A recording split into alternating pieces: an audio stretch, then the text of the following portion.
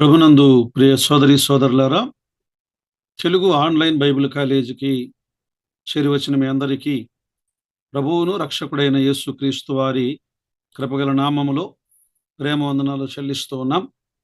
ప్రియులారా, ద్వితీయోపదేశ కాండం 7వ అధ్యాయాన్ని ధ్యానం చేద్దాం. ద్వితీయోపదేశ కాండం 7వ అధ్యాయం మొదటి 2 వచనాలను మనం చదువుకుందాం. ఆ తరువాత ఈ అధ్యాయం అంతటిని వచనం వెంబడి వచనం ధ్యానం చేద్దాం. నీవు స్వాధీనపరుచుకొనబోవు దేశములోనికి నీ దేవుడైన యెహోవా నిన్ను చేర్చి బహు జనములను అనగా సంఖ్యకును బలమునకును నిన్ను మించిన హిత్తీయులు, గిర్గాసీయులు, అమోరీయులు, కనానీయులు, పెరిజ్జీయులు, హివ్వీయులు, యెబూసీనీయులను 7 జనములను నీ ఎదుట నుండి వెళ్ళగొట్టిన తరువాత నీ దేవుడైన యెహోవా వారిని నీకప్పగించినప్పుడు నీవు వారిని హతము చేయవలెను, వారిని నిర్మూలము చేయవలెను, వారితో నిబంధన చేసుకొనకూడదు, వారిని కరుణింపకూడదు. దేవుడి లేఖన భాగాలను ఆయనే మన వినికిడిలో దీవించునుగాక. ప్రియులారా, ద్వితీయోపదేశ కాండం 7వ అధ్యాయానికి ఒక పేరు ఏమిటి అంటే దేవుని చేత ప్రేమించబడిన ప్రజలు. దేవుని చేత ప్రేమించబడిన ప్రజలు. ప్రియులారా, ఈ 4-5 అధ్యాయాలు గతంలో మనం ధ్యానం చేశాం. ఇశ్రాయేలీయులు వారితో సీనాయి పర్వతం మీద దేవుడు చేసిన నిబంధనను గుర్తు చేశాడు. 6వ అధ్యాయంలో ఆ సీనాయి పర్వతం మీద దేవుడు చేసిన నిబంధనను ఎలా కొనసాగించాలో ఆయన తెలియజేశాడు. ఇప్పుడు 7వ అధ్యాయంలో ఇతర చుట్టూ ఉన్న దేశములతో మరి వారు ఎలా ప్రవర్తించాలి అంటే ఆ నిబంధనను అనుసరించి ఆ నిబంధన ప్రభావం వారు ఎలా ప్రవర్తించాలి, ఆ ఇతర దేశములను వారు ఎలా స్వాధీనము చేసుకోవాలో 7వ అధ్యాయంలో మనము గమనిస్తున్నాం. మంచిది ప్రియులరా, ఈ 7వ అధ్యాయం 26 వచనాలున్న అధ్యాయం. 26 వచనాలున్న అధ్యాయాన్ని 4 భాగాలుగా విభజన చేద్దాం. 1 నుండి 6వ వచనం వరకు దేవుని హెచ్చరిక.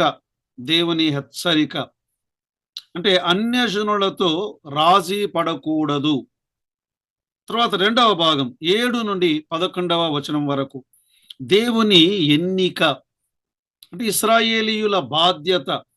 ఆ ఎన్నికలో వారెలా బాధ్యత కలిగి ఉండాలో చెప్పాడు. 3వది 12 నుండి 16వ వచనం వరకు దేవుని వాగ్దానము. దేవుని వాగ్దానం షరతులతో కూడినటువంటి వాగ్దానము. 4వ భాగం 17 నుండి 26 వరకు దేవుని అసహ్యత. శత్రువులను జయించాలి. శత్రువులు వారి ప్రవర్తన ఆయనకు అసహ్యం, వారి జీవితం ఆయనకు అసహ్యం. ఈ సంగతులను ఆయన ఈ భాగంలో వ్రాయించాడు. మొదటి 6 వచనాలు దేవుని హెచ్చరిక అని విన్నామే. అన్య జనులతో రాజీ పడకూడదు. అన్య జనులతో రాజీ పడకూడదు. కదా, ఇశ్రాయేలు చరిత్రలు మనం గమనించినప్పుడు ఎన్నిసార్లు వీరు వేరే రాజ్యములతో రాజీ పడ్డారు, తద్వారా జరిగినటువంటి నష్టం ఎంత తీవ్రమైనదో ఆలోచన చేయండి. దేవుడు తన ప్రజలను ప్రమాదము నుండి కాపాడాలి అనే ఉద్దేశముతోనే ఆయన ఈ హెచ్చరికను చేశాడు. దేవుని హెచ్చరిక. ప్రియులారా, మొదటి వచనం మనము చదువుకున్నాం కదా ఇప్పుడే. మీరు 7 జనములను వెళ్ళగొట్టవలెను, స్వాధీనపరుచుకునబోవు దేశములో అన్నాడు. సో దేవుని న్యాయమైన కోరిక.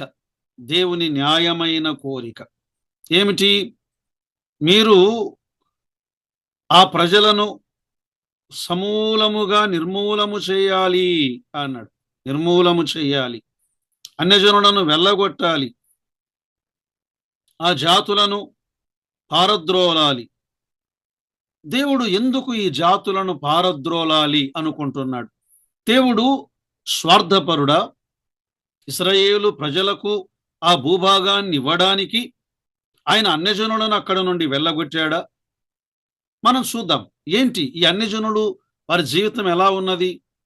ఆదికాండం 15వ అధ్యాయం 16వ వచనములో అబ్రహాముతో దేవుడు అన్నాడు, అమోరీయుల అక్రమము ఇంకను సంపూర్ణము కాలేదు గనుక నీ 4వ తరము వారు ఇక్కడికి మరల వచ్చెదరు. అమోరీయులు అక్రమమైన జీవితాన్ని జీవిస్తున్నారు.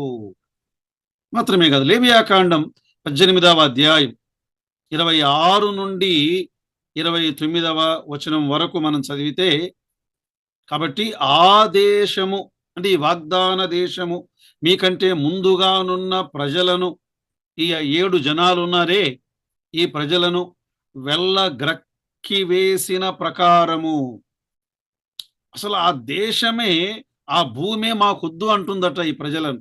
కారణం, మీ అపవిత్రతను బట్టి మిమ్మల్ని వెళ్ళగ్రక్కి వేయకుండానట్టు. ఇజ్రాయేలు ప్రజలారా, వారి జీవితాలు ఎలా ఉన్నాయి? అపవిత్రమైనవిగా ఉన్నాయి. 29వ వచనం, వారు అట్టి హేయ క్రియలలో దేనినైనను చేయుదురో వారు ప్రజలలో నుండి కొట్టివేయబడుదురు. ఇక్కడ ఒక మాట గమనించాలి. ఆ వాగ్దాన దేశములో ఈ 7 జనాంగాలు వారి అక్రమం, వారి అపవిత్రత, వారి హేయమైన క్రియలను దేవుడు చూచి ఓర్చజాలక వారిని అక్కడ నుండి వెళ్ళగొట్టాడు. ఒకవేళ ఇశ్రాయేలు ప్రజలు, ఆయన ప్రజలే, వారు కూడా అక్రమము, అపవిత్రత, హేయమైన క్రియలు చేస్తే ఈ ప్రజలను కూడా దేవుడు వెళ్ళగొడతాడు. వెళ్ళగొట్టాడు. బబులోను చెరకు పంపాడు, అష్షూరు చెరకు పంపాడు. దేవుడు అన్యాయస్తుడు కాడు, దేవుడు పక్షపాతి కాడు. పిల్లల, దేవుడు ఆయన ఇశ్రాయేలులకు వాగ్దానం ఇచ్చాడు. ఆయన, నీవు స్వాధీనపరుచుకొనబోవు దేశము అన్నాడు. ఆ దేశం ఎలాంటిదో దేవుడు ఆయన వారికి సమృద్ధినిచ్చాడు. మనకు కూడా ఈనాడు ఆయన వాగ్దానములను ఇచ్చాడు. ఎందుకైనా వాగ్దానములు?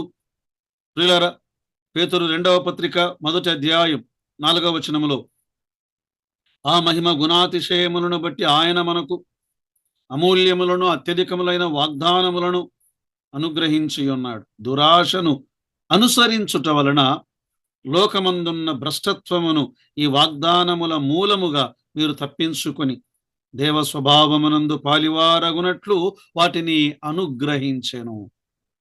సో మొదటిది దేవుని న్యాయమైన కోరిక, మొదటి వచనం.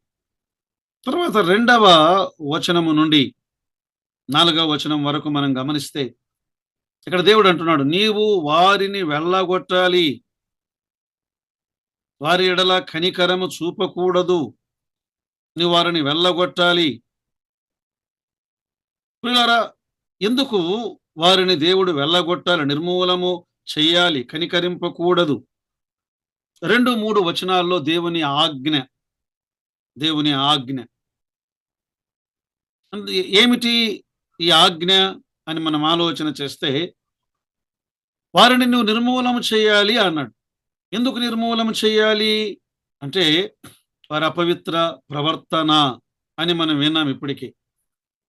తర్వాత 3-4 వచనాలు మనం చదివినప్పుడు, నీవు వారితో వీయముందకూడదు. 4వ వచనంలో, కారణం, నీ కుమారులు ఒకవేళ నా నుండి ఇతర దేవతల వైపు మళ్ళీ నా కోపాగ్ని ద్వారా నిన్ను నశింపజేస్తానేమో అని దేవుడు తేటగా ఆయన చెప్పాడు.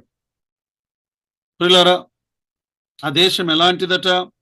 లేవియాకాండం మరొకసారి 20వ అధ్యాయం 22-23 వచనాల్లో, కాబట్టి మీరు నివసించున్నట్లు నేను ఏ దేశమునకు మిమ్మును తీసుకొని పోవుదునో ఆ దేశము మిమ్మును కక్కివేయకుండునట్లు మీరు నా కట్టడలన్నిటినీ, నా విధులన్నిటిని అనుసరించి నడుచుకొనవలెను. నేను మీ ఎదుట నుండి వెళ్ళగొట్టుచున్న జనముల ఆచారములను బట్టి నడుచుకొనకూడదు. వారట్టి క్రియలన్నీయు చేసిరి గనుక నేను వారి యందు అసహ్యపడితిని. ప్రియులారా, ఆలోచన చేయండి. దేవుడు వారిని వెళ్ళగొట్టడానికి గల కారణం ఏంటంటే అసహ్యమైన క్రియలను వారు చేశారు. అందుకే మనం ఏం చేయాలి? మనం కూడా కొన్నిటిని వెళ్ళగొట్టాలి మన జీవితంలో నుండి. విశ్వాస యొక్క పాత జీవితము విషయములో రాజీ పడకూడదు. కొలస్సీ పత్రిక 3వ అధ్యాయం 5వ వచనము నుండి, కావున భూమి మీదనున్న మీ అవయవములను అనగా జారత్వమును, అపవిత్రతను, కామాతురతను, దురాశను, విగ్రహారాధన, ధనాపేక్షను, లోభత్వమును చంపివేయుడి, వెళ్ళగొట్టుడి, విసర్జించుడి. ఇశ్రాయేలీయులు దేవుడు మరి ఆయన వాక్యముపై ప్రేమతో కనానులో వారు జీవిస్తుండగా పాత జీవితాన్ని వారు విడిచిపెట్టాలి. ప్రియులారా, మనం గమనిస్తూ ఉండగా న్యాయాధిపతుల గ్రంథంలో ఏం జరిగింది? 3వ అధ్యాయం 5 నుండి మనం గమనిస్తే, వాగ్దాన దేశములోనికి చేరారు. ఆ పిమ్మట కాబట్టి ఇశ్రాయేలీయులు కనానీయులు, హిత్తీయులు, అమోరీయులు, పెరిజ్జీయులు, హివ్వీయులు, యెబూసీనీయుల జనముల మధ్య నివసించుచు వారి కుమార్తెలను పెండ్లి చేసుకొనుచు వారి కుమారులకు తమ కుమార్తెలనిచ్చుచు వారి దేవతలను పూజించుచు వచ్చిరి అనే మాటను గమనిస్తున్నాం. ప్రియులారా, ఈ భాగములో ఏమైపోయింది? ఇశ్రాయేలు ప్రజలు దేవుని సన్నిధిలో వారు దోషులుగా మారిపోయారు. గంభీరమైన ఒక హెచ్చరిక. ప్రభువును నమ్మిన దేవుని పిల్లలు యేసు ప్రభువును ఎరుగని అన్యులతో వివాహము ఆడకూడదు అనే మాటను మనము గమనిస్తున్నాం. కారణం ఏమిటి? వారు అవిశ్వాసులు, వారు విగ్రహారాధికులు, వారు దుర్నీతి పరులు, వారు చీకటి సంబంధులు, వారు బెలియాలుతో సంబంధము గలవారు. కొరింథీ 2వ పత్రిక 6వ అధ్యాయం 14 నుండి 18వ వచనం వరకు మనం చూడగలం. చెరలో నుండి తిరిగి వచ్చిన ఇశ్రాయేలు ప్రజలు ఎజ్రా కాలములో, నెహెమ్యా కాలములో మరేం చేశారు? ఇశ్రాయేలు ప్రజలు అన్య స్త్రీలను పెండ్లి చేసుకున్నారు. ఎజ్రా గ్రంథం ఆఖరి అధ్యాయం 10వ అధ్యాయం మొదటి 2 వచనాలు. ఎజ్రా బహుగా ఏడ్చి తమ పాపమును ఒప్పుకొని వాటిని సరిచేసినట్లుగా చూడగలం. నెహెమ్యా గ్రంథం 13వ అధ్యాయం ఆఖరి అధ్యాయం. అక్కడ కూడా ఈ మిశ్రిత జనం ప్రమాదం. సొలొమోను మహాజ్ఞాని అన్యులను వివాహము చేసుకునుట ద్వారా వారు ఏం చేశారు? అతని హృదయమును ఇతర దేవతల తట్టు త్రిప్పగా అనే మాట. వృద్ధాప్యములో సొలొమోను హృదయం దావీదు హృదయము వంటిది కాక యథార్థత నుండి తొలగిపోయాడు, విగ్రహారాధికుడయ్యాడు. 5-6 వచనాలు మనము గమనిస్తుండగా అన్యజనుల విషయములో రాజీ పడకూడదు అన్నాడు. 5-6 వచనాలు చూడండి. వారి ఆరాధన, వారి మతం, ఆరాధన విధానముతో రాజీ పడకూడదు. కావున మీరు వారికి చేయవలసినదేమనగా వారి బలిపీఠములను పడద్రోసి, వారి విగ్రహములను పడగొట్టి, వారి దేవతా స్తంభములను నరికివేసి, వారి ప్రతిమలను అగ్నితో కాల్చి వేయవలెను. నీవు నీ దేవుడైన యెహోవాకు ప్రతిష్ఠిత జనము. నీ దేవుడైన యెహోవా భూమి మీదనున్న సమస్త జనముల కంటే నిన్ను ఎక్కువగా ఎంచి నిన్ను తనకు స్వకీయ జనముగా ఏర్పరచుకొనెను.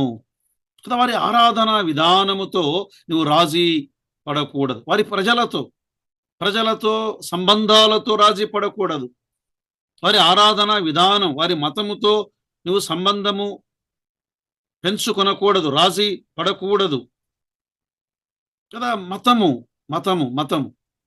ఇప్పటికి కూడా క్రైస్తవ లోకములో ఈ మతము నేటికి కనబడుతూ ఉన్నది. బలిపీఠములు, కృత నిబంధనలో బలిపీఠాలు, సంఘాలు అక్కర్లేదు. దేవుడు ఆత్మరూపి. సామాన్యమైన ప్రజలు సామాన్యమైన పద్ధతిలో సామాన్యమైన ఆరాధన చేసే విధానం మాత్రమే కాదు, చిత్రపటాలు అక్కరలేదు.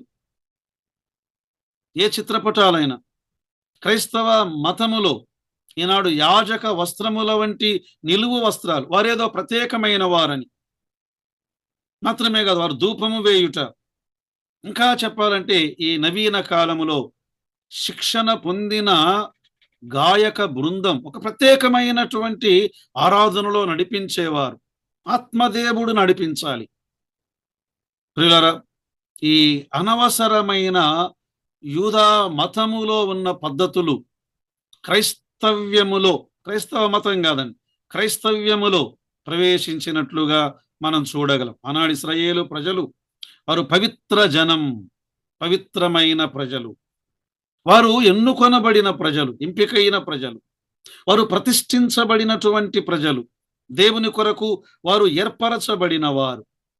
నిర్గమాకాండం 19వ అధ్యాయం 5-6 వచనాల్లో, కాగా మీరు నా మాట శ్రద్ధగా విని నా నిబంధనను అనుసరించి నడిచిన ఎడల మీరు సమస్త దేశ జనములలో నాకు స్వకీయ సంపాద్యమగుదురు. సమస్త భూమియు నాదే గదా. మీరు నాకు యాజక రూపకమైన రాజ్యముగాను పరిశుద్ధమైన జనముగాను ఉందురని చెప్పాను. ఆనాడు ఇశ్రాయేలు ప్రజలు వారు ప్రత్యేకమైనటువంటి ప్రజలు. వారు భిన్నంగా ఉండాలి, ప్రత్యేకంగా ఉండాలి. ఎందుకంటే ఇశ్రాయేలీయులు దేవుని హృదయములో, దేవుని ఉద్దేశములో వారు విశిష్టమైన స్థానము గలవారు. మరి భాగాన్ని క్రొత్త నిబంధనతో మనము ఉదహరిస్తే పేతురు మొదటి పత్రిక 2వ అధ్యాయం 9వ వచనములో, అయితే మీరు చీకటిలో నుండి ఆశ్చర్యకరమైన తన వెలుగులోనికి మిమ్మల్ని పిలిచిన వాని జ్ఞాతిశయములను ప్రచురము చేయు నిమిత్తము అన్నాడు. ఏర్పరచబడిన వంశం మీరు, రాజులైన యాజక సమూహం మీరు, పరిశుద్ధ జనము మీరు, దేవుని సొత్తైన ప్రజలు మీరు. దేవుని సొత్తు. దేవుడు ఆయన స్వరక్తమిచ్చి ఆయన విలువ పెట్టి మీరు కొనబడిన వారు. దేవుడు తన స్వరక్తము చేత సంపాదించిన తన సంఘము. ప్రియులారా, మొదటి 6 వచనాలు మనం గమనించాం. దేవుని ప్రేమపూర్వకమైన హెచ్చరిక అది, మేలు కొరకైన హెచ్చరిక అది, న్యాయమైన హెచ్చరిక అది. ఇతర అన్య దేశములతో రాజీ పడవద్దు అన్నాడు. 7-11 వచనాలు దేవుని ఎన్నిక. దేవుని ఎన్నిక అంటే ఇశ్రాయేలీయులు వారు బాధ్యతాయుతముగా జీవించాలి అని మనము గమనిస్తున్నాం. దేవుడు ఎందుకు ఎన్నుకున్నాడు? 7-8 వచనాల్లో దేవుడు ఎందుకు ఎన్నుకున్నాడో కారణాలు మనం చూడగలం. చూడండి, మీరు సర్వ జనముల కంటే విస్తార జనమని యెహోవా మిమ్మును ప్రేమించి మిమ్మును ఏర్పరచుకొనలేదు. మీరు లెక్కకు తక్కువే కదా, అయితే యెహోవా మిమ్మును ప్రేమించువాడు గనుక. దేవుడు ఎందుకు ఎన్నుకున్నాడు అని 2 వచనాలను మనం చదివినప్పుడు, యెహోవా మిమ్మును ప్రేమించి 7వ వచనములో, 8వ వచనములో యెహోవా మిమ్మును ప్రేమించువాడు గనుక. ఎన్నికకు కారణం దేవుని ప్రేమ. దేవుని ప్రేమ. ఆయన ప్రేమ చేత ఏర్పరచుకున్నాడు. దేవుడు లోకమును ఎంతో ప్రేమించాడు. ఆయన తన సంఘమును ప్రేమించాడు. ప్రేమ, దేవుని ప్రేమ. ప్రియులారా, ఇది ఎలాంటి ప్రేమ? ఇది శాశ్వతమైనటువంటి ప్రేమగా చూడగలం. ద్వితీయోపదేశకాండం 23వ అధ్యాయం 5వ వచనములో, అయితే నీ దేవుడైన యెహోవా బిలాము మాట విననొల్లకుండెను. యెహోవా బిలాము మాట విననొల్లకుండెను.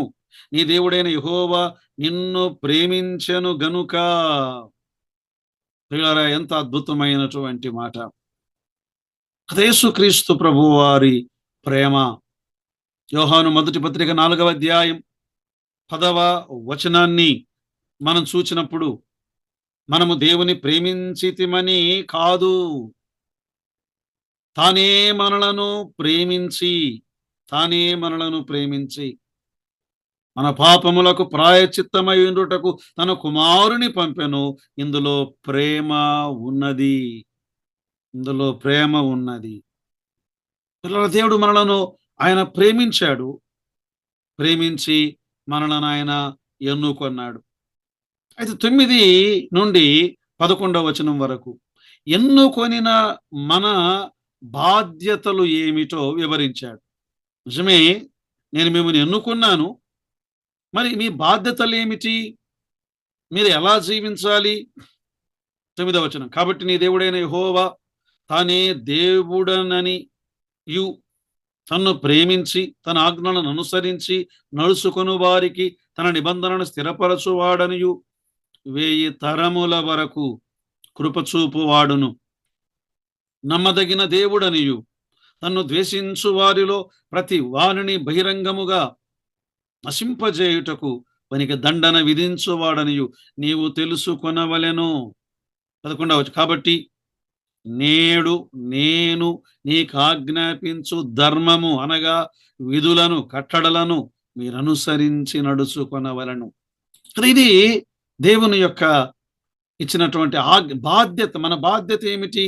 మనము ఆయన నిబంధనను నెరవేర్చాలి, ఆయన ఆజ్ఞలను గైకొనాలి అనే మాటను మనము గమనిస్తున్నాం. ఆయన ఆజ్ఞలను గైకొనాలి. యోహాను సువార్త 14వ అధ్యాయం 15వ వచనములో మీరు నన్ను ప్రేమించిన ఎడల నా ఆజ్ఞలను గైకొందురు అన్నాడు. మీరు నన్ను ప్రేమించిన ఎడల నా ఆజ్ఞలను గైకొందురు కదా. ఆయన ఆజ్ఞలను గైకొనాలి. ఒకవేళ గైకొనని వారి విషయములో దేవుడు ప్రతిదండన చేయువాడు. ఏమిటట ప్రతిదండన? ప్రియులారా, దేవుడు శిక్షించువాడు. తప్పక శిక్ష ఉన్నది. పేతురు 2వ పత్రిక 3వ అధ్యాయం 9-10 వచనాలు. కొందరు ఆలస్యమని ఎంచుకొనున్నట్లు ప్రభు తన వాగ్దానములను గూర్చి ఆలస్యము చేయువాడు కాడు గాని ఎవడునూ నశింపవలనని చేయింపక అందరూ మారు మనస్సు పొందవలనని కోరుచు మీ ఎడల దీర్ఘశాంతము గలవాడై ఉన్నాడు. అయితే ప్రభు దినము దొంగ వచ్చునట్లుగా వచ్చును. ఆయన వచ్చిన రోజు ఎలా ఉంటుంది? ఆకాశములు మహాధ్వనితో లయమైపోతాయి, పంచభూతములు మిక్కుటమైన వేండ్రముతో లయమైపోతాయి. ఆ రోజు ప్రతి వానికి తగిన జీతమును దేవుడు అనుగ్రహించి న్యాయమైన ప్రతిఫలం, న్యాయమైన దండనను ఆయన అనుగ్రహించేవాడు. ఆయన నమ్మిన వారి ఎడల కృపచూపువాడు. గలతీ పత్రిక 6వ అధ్యాయం 7వ వచనములో మోసపోకుడి, దేవుడు వెక్కిరించబడు, మనుష్యుడు ఏమి విత్తునో ఆ పంటనే కోయును. కదా ఇక్కడ దేవుని ఎన్నికకు కారణం ప్రేమ. ఎన్నుకొనబడిన మనం ఏం చేయాలి? ఆయన ఆజ్ఞలను గైకొనాలి. ఒకవేళ అలా దేవుణ్ణి ద్వేషించిన వారికి శిక్ష ఉన్నది. 3వ భాగం మొదటి 6 వచనాలు రాజీ పడకూడదు అన్నాడు. 7 నుండి 11 వచనాలు ఎన్నికకు కారణం ఆయన ప్రేమ, దేవుని ప్రేమ అని వివరించాడు. 3వ భాగం 12 నుండి 16 వచనాలు దేవుని వాగ్దానము, అది షరతులతో కూడిన వాగ్దానం, షరతులతో కూడినటువంటి వాగ్దానం అది. చూడండి 12వ వచనాన్ని మనము చదువుకుందాం. 12వ వచనం. మీరు ఈ విధులను విని వాటిని అనుసరించి నడుచుకొనిన ఎడల నీ దేవుడైన యెహోవా తాను నీ పితరులతో ప్రమాణము చేసిన నిబంధనను నెరవేర్చి నీకు కృపచూపును. దేవుడు ఇక్కడ ఒక ఆశీర్వాదమును ఆయన ఇచ్చాడు. నేను కృపచూపువాడను, ఆశీర్వదించువాడను. దేవుడు ఆశీర్వాదం ఆదికాండం 1వ అధ్యాయములోనే మానవుని ఎడల ఆశీర్వాదమునిచ్చాడు. ఆదాము హవ్వల ఎడల దేవుడు వారిని ఆశీర్వదించెను. క్రొత్త భూమి క్రొత్త ఆకాశం నోవహు కాలములో మొదటి భూమి నీళ్ల చేత నశింపజేసిన తరువాత వారు బయటకు వచ్చారు.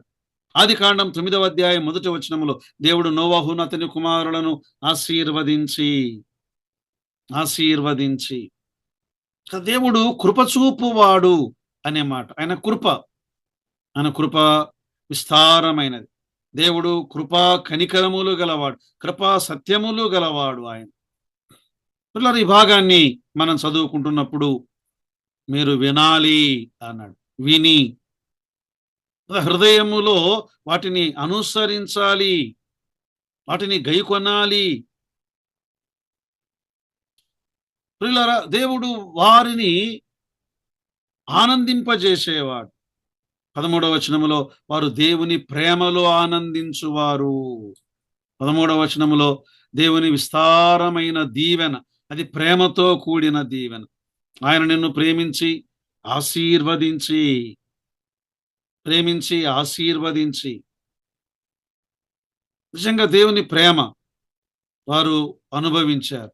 విస్తారమైనటువంటి ఆశీర్వాదం కదా. ఇక్కడ ఆయన అన్నాడు, నీ గర్భఫలము, నీ భూఫలము, నీ సస్యము, నీ ద్రాక్ష రసము, ఇంకా ఏమన్నాడు ఆయన, నీ మందలు, నీ గొర్రెలు, నీ పశువులు, వాటన్నిటిని నేను దీవించదను.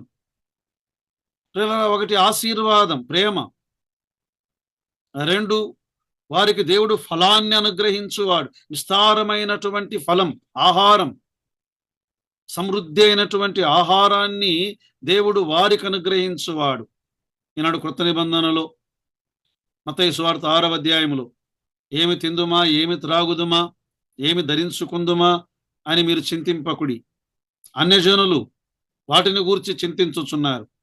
6:33లో కాబట్టి మొదట ఆయన నీతిని రాజ్యమును వెదకుడి, అప్పుడు అవన్నీ మీకు అనుగ్రహించబడు.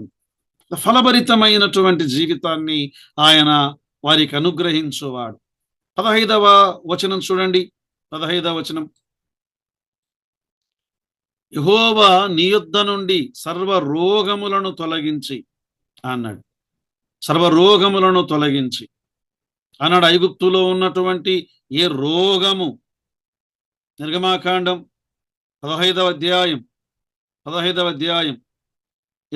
వచనంలో, నీ దేవుడైన యెహోవా వాక్కును శ్రద్ధగా విని ఆయన దృష్టికి న్యాయమైనది చేసి ఆయన ఆజ్ఞలకు విధేయులై ఆయన కట్టడలన్నిటినీ అనుసరించి నడిచిన ఎడల, నేను ఐగుప్తీయులకు కలుగజేసిన రోగములను నీవు నడిచిన ఎడల, అనుసరించిన ఎడల, ఐగుప్తీయులకు కలుగజేసిన రోగములలో ఏదియో మీకు రానియ్యను, నేను స్వస్థపరచు యెహోవా. మంచి ఆరోగ్యమును ఆయన అనుగ్రహించువాడు, నన్ను వర్ధిల్ల చేయువాడు, శారీరకంగా, ఆత్మీయంగా, మానసికంగా. యోహాను 3వ పత్రిక 2వ వచనం, గాయుతో మాట్లాడుతూ, ప్రియుడైన గాయుకు, ప్రియుడా నీ ఆత్మ వర్ధిల్లుచున్న ప్రకారం, ఆత్మీయంగా నీ వర్ధిల్లుతున్నావు గాయు. అన్ని విషయములలో శారీరకంగా వర్ధిల్లాలి, మానసికంగా వర్ధిల్లాలి, ఆర్థికంగా వర్ధిల్లాలి, సమాజ పరంగా వర్ధిల్లాలి. అన్ని విషయములలోనూ వర్ధిల్లుచు సౌఖ్యముగా ఉండవలనని ప్రార్థించుచున్నాను. 16వ వచనములో ఇంకొక వాగ్దానం. ఏమిటా వాగ్దానం? 13వ వచనములో దేవుని ప్రేమను గూర్చిన వాగ్దానం. 14వ వచనం దేవుని ఫలమును గూర్చిన వాగ్దానం. 15వ వచనం దేవుని ఆరోగ్యమును గూర్చిన వాగ్దానం. 16వ వచనం దేవుని విజయమును గూర్చిన వాగ్దానం. నీ దేవుడైన యెహోవా నీకప్పగించుచున్న సమస్త ప్రజలను, అప్పగించువాడను నేనే, నీకు అప్పగిస్తాను, వారిని నీ చేతికి నేను అప్పగించెదను.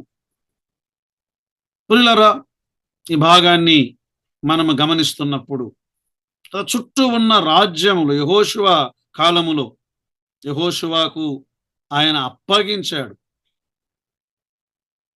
యెహోషువ గ్రంథం 23వ అధ్యాయంలో. ప్రియులారా, ఈనాడు కూడా మనకు దేవుడు ఆయన ఆత్మ సంబంధమైన సంగతులను ఆయన జయమిచ్చాడు. ఆయన మనకు శత్రువును మనకు అప్పగించాడు. శత్రువు మీద మనకు జయమిచ్చాడు. యోహాను మొదటి పత్రిక 2:14 శత్రువు మీద జయం.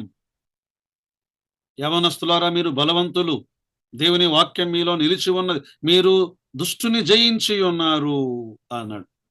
దుష్టుని జయించి ఉన్నారు. విజయం అనే విజయమును దుష్టుడు మనమేం చేయాలి? వారిని వెళ్ళగొట్టాలి. వెళ్ళగొట్టకపోతే వారు ఉరిగా ఉంటారు.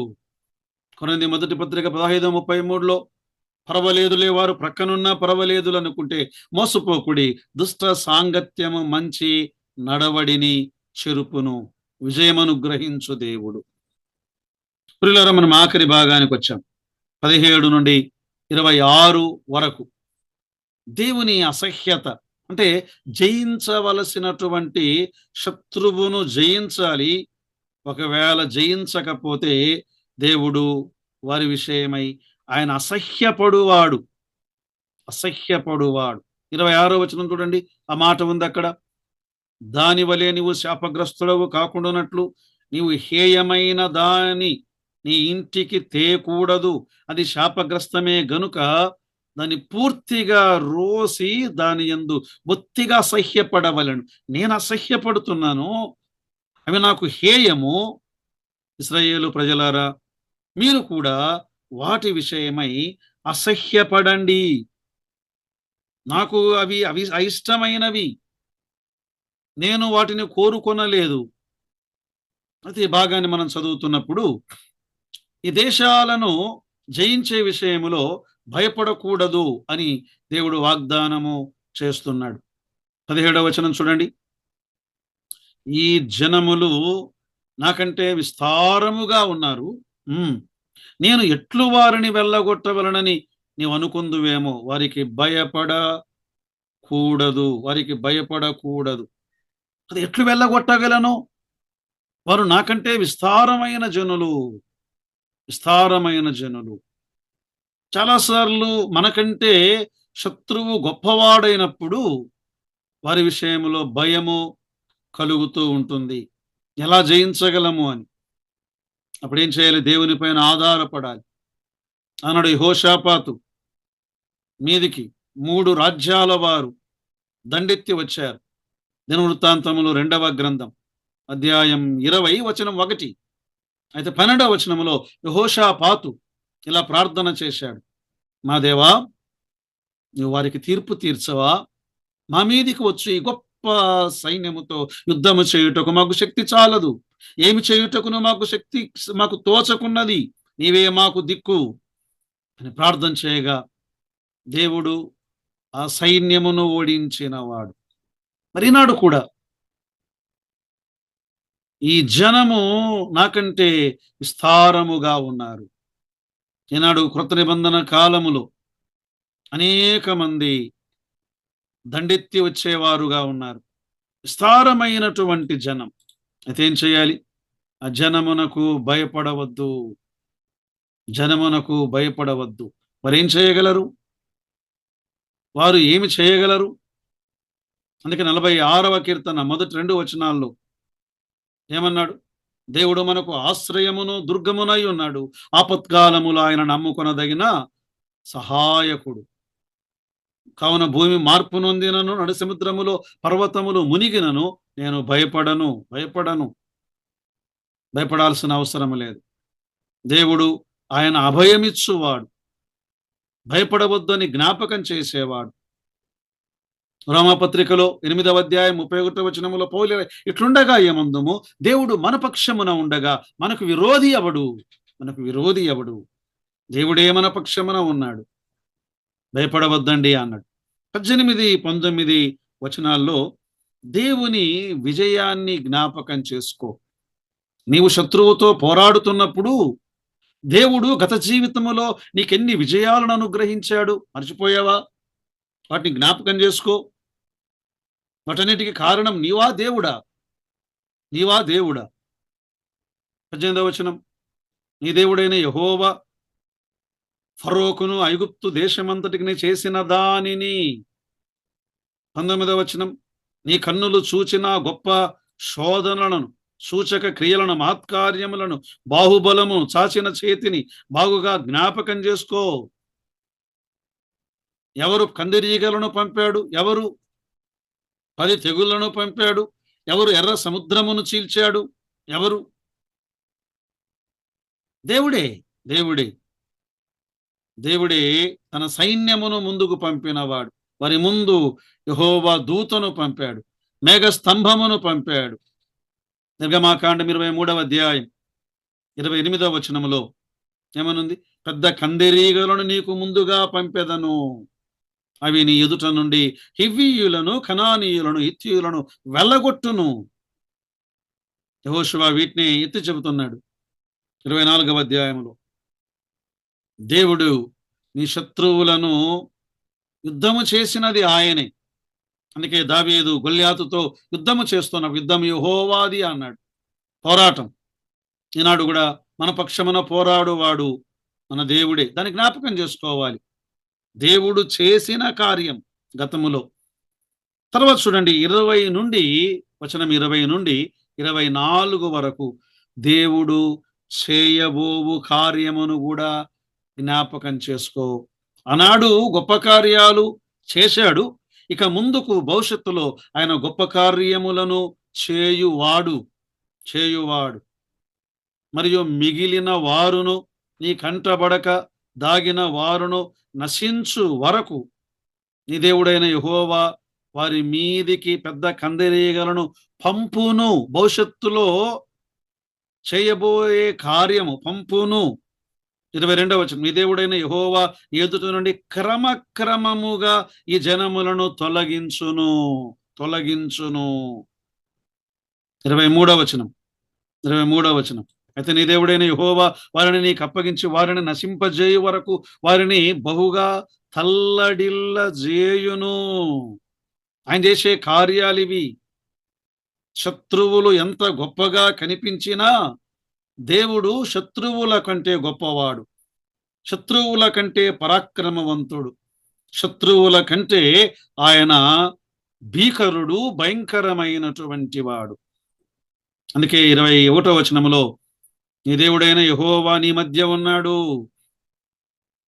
ఆయన భయంకరుడైన మహాదేవుడు, ఆయనే యుద్ధము చేయువాడు. 46వ కీర్తన 11వ వచనములో సైన్యములకు అధిపతిగా యెహోవా మనకు తోడై ఉన్నాడు, యాకోబు యొక్క దేవుడు మనకు ఆశ్రయమై ఉన్నాడు. జకరియా గ్రంథం 2:10లో సియోను నివాసులారా నేను మీ మధ్యను నివాసము చేతును. కృత నిబంధనలో ఆయన అన్నాడు, ఎక్కడ 2-3 నా నామమున కూడియుందురో వారి మధ్య నేను ఉందును అన్నాడు. మత్తయి సువార్త 18వ అధ్యాయం 20వ వచనములో ఆయన మన మధ్య ఉన్నాడు. ఆయన ఎలాంటి వాడుగా ఉన్నాడు? ఆయన మహాశూరుడు, భయంకరుడు, గొప్ప దేవుడు, శక్తిశాలి, ఆయన గొప్పవాడు. పిల్లలు ఈనాడు కూడా మనలో ఉన్న దేవుడు ఎంత గొప్పవాడు. యోహాను మొదటి పత్రిక 4వ అధ్యాయం వచనం 4, చిన్న పిల్లలరా మీరు దేవుని సంబంధులు, మీలో ఉన్నవాడు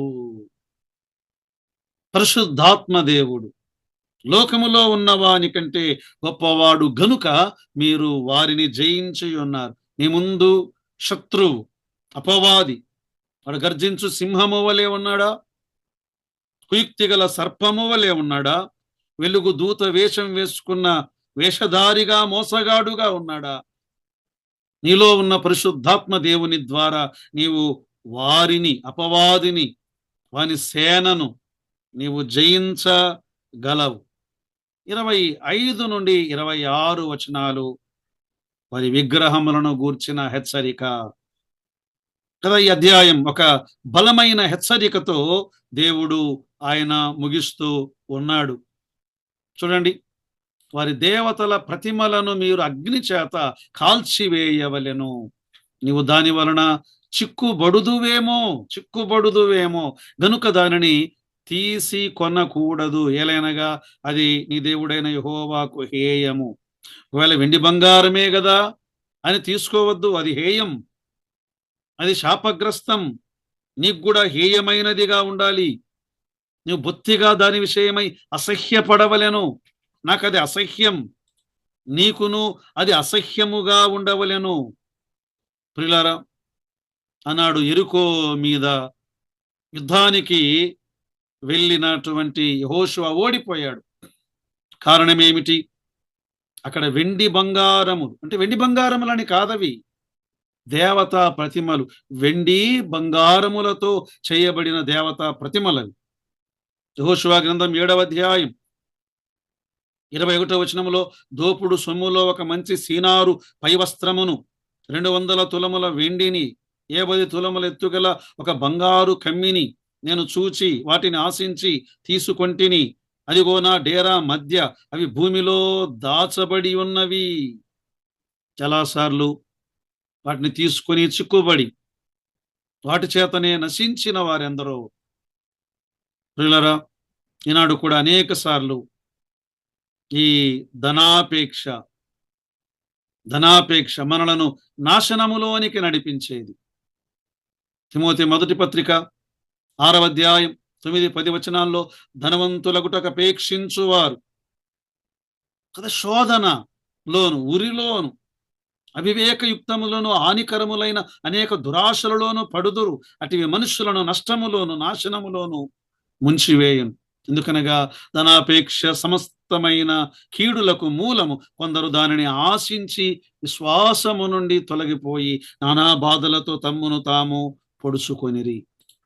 ప్రియులారా, ఈ విగ్రహముల విషయములో వాటిని మీరు అసహ్యించుకోండి.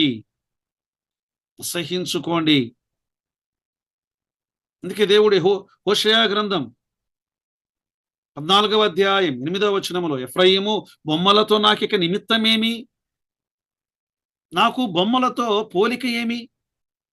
నువ్వు నన్ను బొమ్మలను పూజిస్తావా? నేనా బొమ్మల ఏది కావాలి కోరుకో. అందుకే కొత్త నిబంధనలో ఒక ఆజ్ఞతో దేవుడు, హెచ్చరికతో, యోహాను మొదటి పత్రిక 5వ అధ్యాయం 21వ వచనములో, చిన్న పిల్లలారా విగ్రహముల జోలికి పోకుండా జాగ్రత్తగా ఉండుడి. కొత్త నిబంధన కాలములో మేము అక్కడ విగ్రహారాధన జరుగుతుంది, వెళ్ళవచ్చా?